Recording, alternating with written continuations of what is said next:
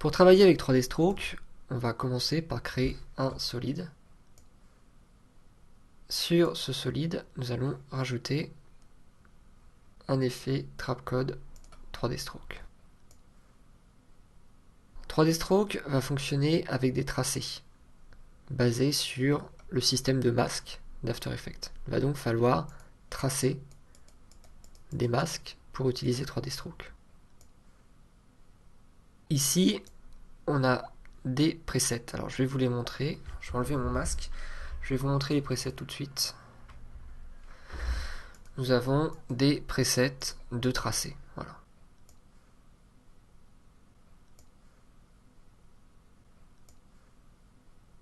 Donc ici, preset, ça vous permet d'avoir déjà des tracés de fait. Nous, on va plutôt tracer nous-mêmes nos tracés. Donc on va commencer par faire 2 ou 3 tracés. Alors vous pouvez faire des tracés terminés ou pas, ça ne pose pas de problème.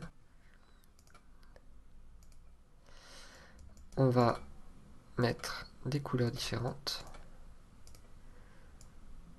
pour chaque masque pour pouvoir les différencier. On a donc voilà 3 tracés. Ici nous avons cette option Stroke Sequentially qui va nous permettre d'utiliser nos tracés les uns après les autres. Ici Use All Pass va nous permettre de choisir quel tracé on utilise. Donc là par exemple je le décoche et je vais pouvoir venir ici choisir d'utiliser le masque 1, le masque 2 ou le masque 3. On va utiliser pour l'instant tous les masques et l'option Stroke Sequentially. Avec l'option Stroke Sequentially, les tracés vont se faire les uns après les autres dès qu'ils vont être animés.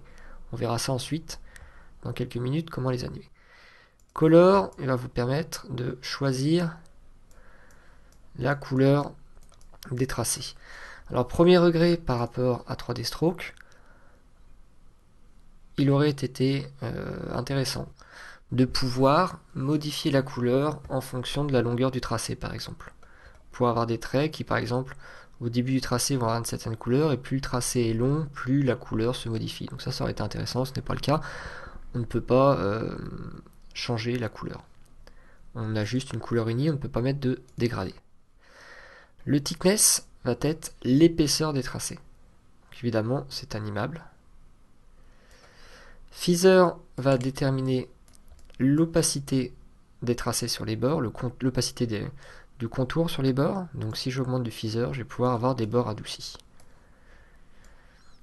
Start va déterminer à partir de quel moment va commencer le tracé. Je peux par exemple choisir que mon tracé ne commence qu'à 10%, que mon tracé de 3D Stroke ne commence qu'à partir de 10% de l'ensemble de mes tracés, ou se termine par exemple à 90% de l'ensemble de mes tracés.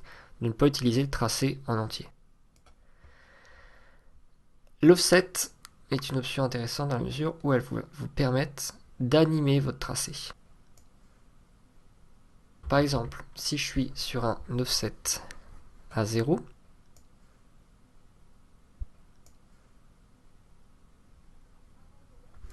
on va remettre tout ça à 100%, voilà. Ici, donc mon tracé 3D Stroke utilise l'ensemble de mes tracés After Effects. Et avec l'offset, je vais pouvoir animer ce tracé. Et là, vous voyez que les tracés s'animent les uns après les autres parce que j'ai coché l'option Stroke Sequentially. Les tracés se font donc les uns après les autres. Si je décoche cette option, les tracés se font en même temps. Donc c'est donc intéressant et important de bien comprendre l'utilisation de cette séquence, de cet outil Stroke Sequentially. Par exemple, si on fait un tracé avec du texte, on utilisera le Stroke Sequentially pour que l'animation se fasse lettre par lettre. Par exemple ici, nous avons un tracé avec différents masques. Nous avons un masque par lettre. Je vais mettre un effet donc 3D Stroke sur ce tracé.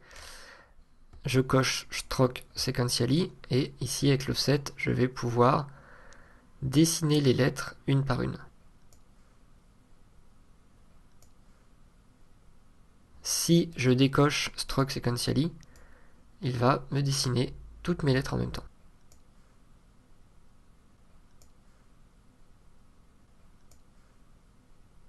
Le souci, et ce qui est un petit peu dommage dans 3D Stroke, c'est que l'on ne peut pas dessiner de tracé en 3D. Je m'explique. Si je crée par exemple une caméra,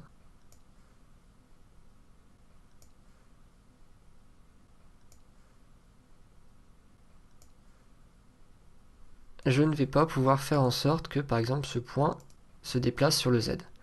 Alors on pourra bien sûr, on va pouvoir déformer le tracé pour pouvoir avoir une profondeur en Z, mais on ne peut pas réellement faire de tracé en 3D. Donc c'est juste inhérent à After Effects. Ce système de tracé sert d'origine à faire des masques, et donc c'est pour faire des masques 2D. On ne peut pas faire de masque 3D avec.